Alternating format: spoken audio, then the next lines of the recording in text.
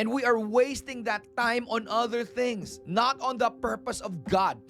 And you always hear me say this, I am not anti-nursing. Listen, I'm not anti-nursing.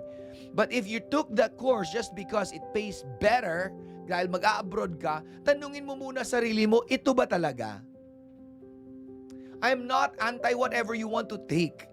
But majority of us, we just make decisions based on the financial affluence that it might bring to us. Now, am I against financial affluence? Of course not. But nobody even dares to ask the question, is this what my Creator purposed me to be? Nobody asks that question.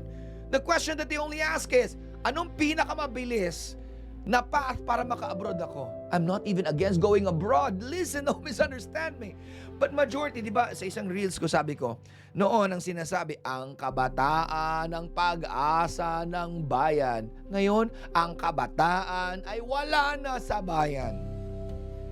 Dahil na-instill na sa utak ng mga bata, as soon as I can, I'm out of this country. Lalabas ako agad. Kaya hindi tayo nagiging successful. Di tayo umuunlad.